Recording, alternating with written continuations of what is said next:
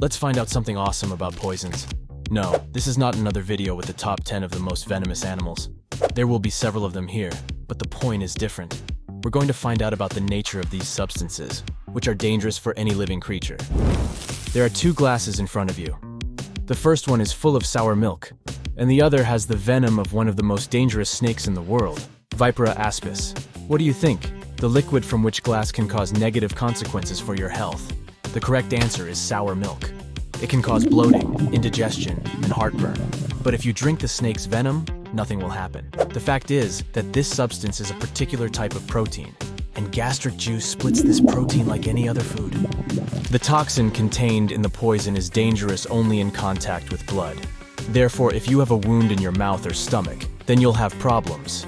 But as long as the toxin stays away from the blood circulatory system, you needn't worry. However, it doesn't always work like that. Some animals secrete a poison that penetrates your body at the slightest physical contact. But venomous beasts have to deliver this dangerous substance inside your blood. And by the way, this is the difference between poisonous and venomous. In the first case, these are animals that can poison you passively. For example, if you touch them. They don't make any effort, and the poison is released from their bodies constantly. The poison dart frog just hangs out in the jungles of South America and doesn't attack anyone. But everyone is afraid to touch it because its skin secretes one of the most dangerous poisons on Earth. The toxin particles contained in the poison of these animals are so tiny that they easily get through the pores of your skin and cause an intense reaction in your body. But venomous animals have bigger toxin particles that can get inside your body only through injection.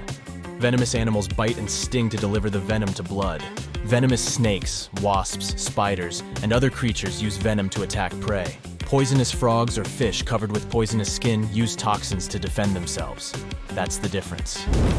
One of the most venomous creatures in the world is the box jellyfish.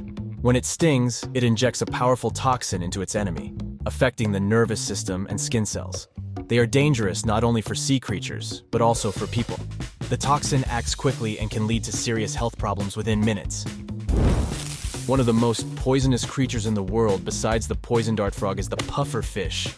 Yeah, that famous Japanese delicacy. Many have probably heard that if the cook prepares this fish incorrectly, it can be poisonous even after heat treatment. This fish's toxin is 1,000 times more potent than cyanide. The amount of poison inside one pufferfish contains enough toxin to seriously harm several dozen people. When the fish feels danger, it swallows a lot of air along with water and increases in size. In this state, its needles, which contain the toxin, become even more dangerous. So never touch this fish if you see it in the sea. There's the third type of use of venom. It's called intraspecific competition. You can find it in venomous mammals such as the Australian platypus. There are tiny needles on their palms that secrete toxins. A platypus can paralyze an opponent with a kick. But these animals also use poison during mating competitions.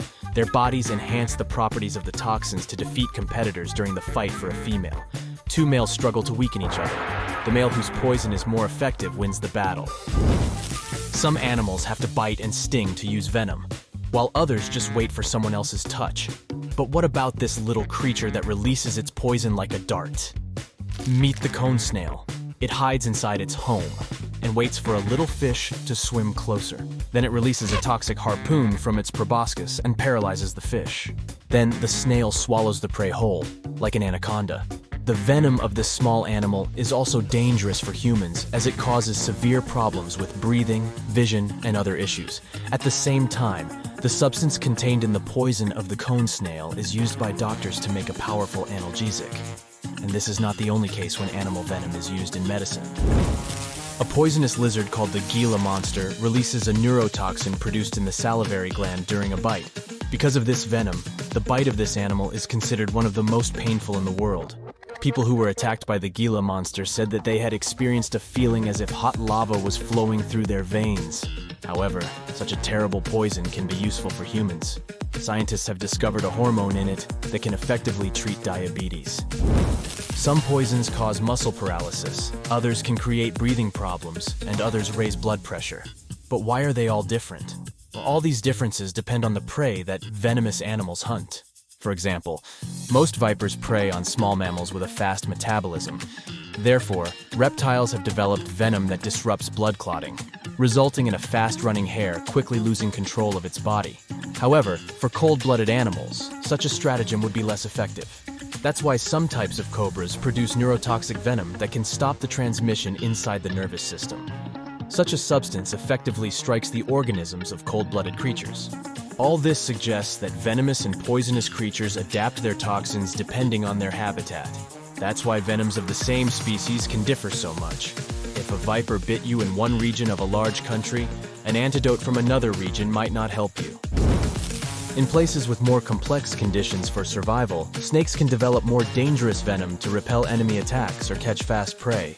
But this principle also works the other way around. Put a group of snakes in an environment where they can easily catch food and don't have to defend themselves from other animals.